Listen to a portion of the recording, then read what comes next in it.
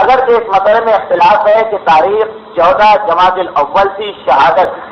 ولادت کی تاریخ 30 جمادی الاول سن 563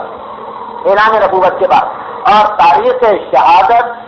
زیادہ تحقیق کے بعد یہ سامنے آئی کہ 3 جمادی الثانی سن 11 ہجری، یعنی وہی سال جس سال پیغمبر کی شہادت ہوئی۔ البتہ کچھ علماء نے 13 یا 14 جمادی الاول کی تاریخ کو زیادہ اہمیت دی، لیکن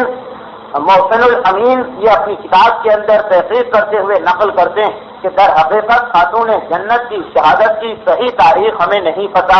بلکہ جو روایت ہم تک پہنچی وہ یہ کہ خاتون جنت اپنے باپ کی شہادت کے بعد 95 دن یا 75 دن اس دنیا کے اندر زندہ رہی۔ اب جن روایتوں کے ذریعے یہ بات ہم تک پہنچی ہے وہ خط کوفی کی روایتیں، اور خط کوفی کے اندر نقطے نہیں لگائے جاتے ہیں، چنانچہ اگر آپ 95 لکھیں 593 یا 75 لکھیں 570 اور نقطے نہ لگائیں تو 95 75 بھی پڑھا جا سکتا ہے، 95 بھی پڑھا جا سکتا ہے۔ چنانچہ کچھ علماء نے اسے 95 دن پڑھا تو 28 صفر کو پیغمبر کی شہادت، جس کے بعد 95 دن لگائیے تو 3 جمادی الثانی بنتے ہیں، اور کچھ علماء نے نقطے تو نہیں لگے تھے اسے 75 دن پڑھا۔ اس صورت میں اگر آپ حساب لگائیے 28 صفر سے 75 دن تو 13 یا 14 جمادی الاول بنتے ہیں، لیکن علماء کرام کی تحقیق یہ ہے کہ 3 جمادی الثانی یہ سب سے زیادہ مستند، سب سے زیادہ صحیح تاریخ ہے۔ البتہ شیخ عباس قمی اپنی کتاب منتہی الاعمال میں